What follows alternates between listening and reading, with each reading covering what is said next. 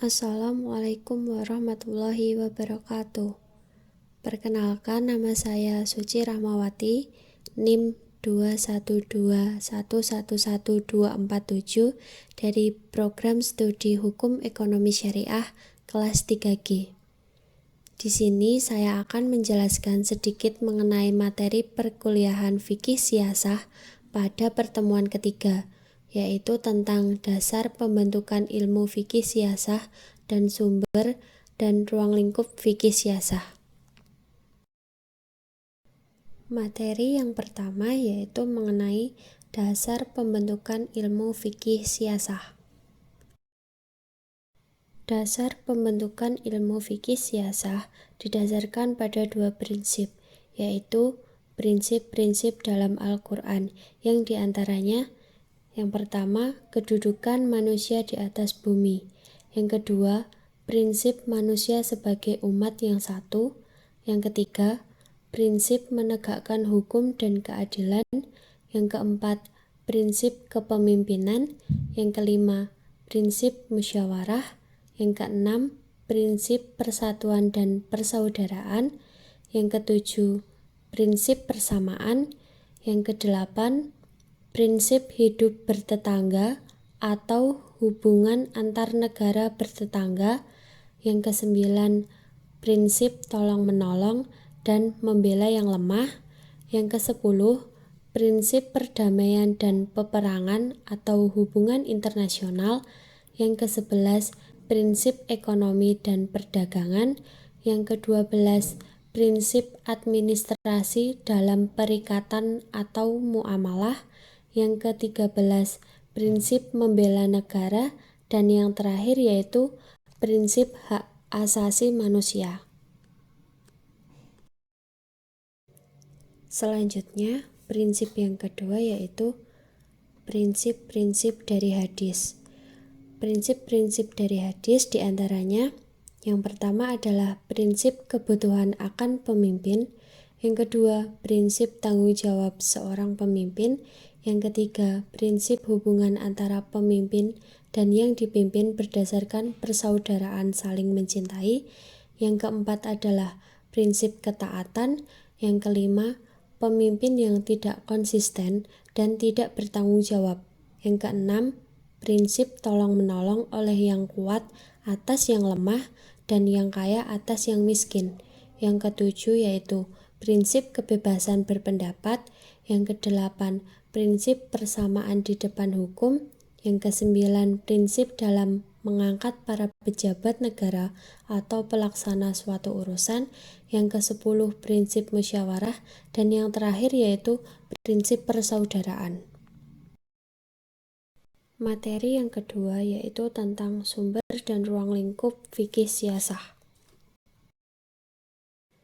Terdapat 3 sumber dalam fikih siasah. Sumber-sumber tersebut adalah yang pertama yaitu Al-Quran dan hadis. Yang kedua, sumber-sumber tertulis selain Al-Quran dan hadis. Dan yang terakhir yaitu peninggalan kaum muslimin terdahulu. Selanjutnya yaitu ruang lingkup fikih siasah. Ada beberapa ulama yang berpendapat mengenai ruang lingkup fikih siasah.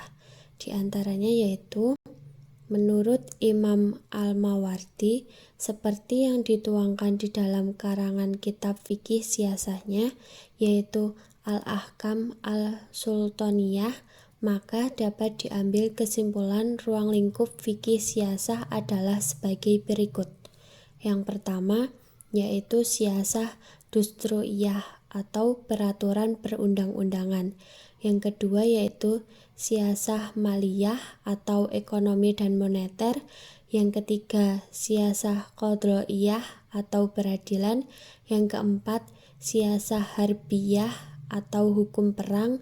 Dan yang terakhir yaitu siasah idariyah atau administrasi negara. Sedangkan menurut Imam Ibnu Taimiyah di dalam kitabnya yang berjudul Al-Siyasah Al-Syar'iyah, ruang lingkup fikih siasah adalah sebagai berikut.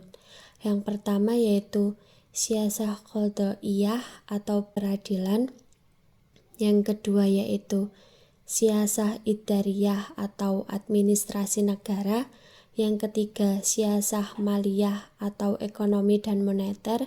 Dan yang terakhir siasah dauliyah atau siasah kharijiyah atau hubungan internasional. Sementara menurut Abdul Al-Wahhab Khalaf lebih mempersempitnya menjadi 3 bidang kajian saja, yaitu yang pertama adalah siasah qadhaiyah atau peradilan, yang kedua siasah dauliyah atau hubungan internasional, dan yang terakhir yaitu siasah maliyah atau keuangan negara.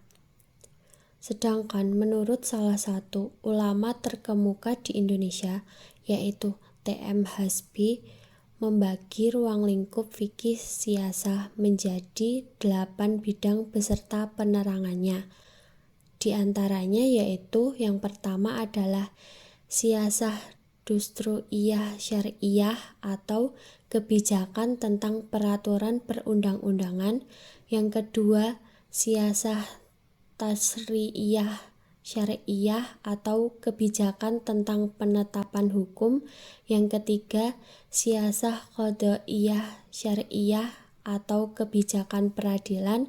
Yang keempat siasah maliyah syariah atau kebijakan ekonomi dan moneter. Yang kelima siasah idariyah syariah atau kebijakan administrasi negara.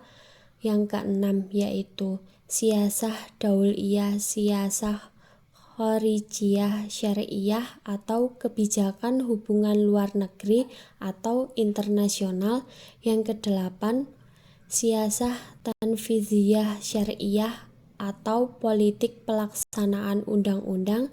Dan yang terakhir adalah siasah harbiyah syariah atau politik peperangan.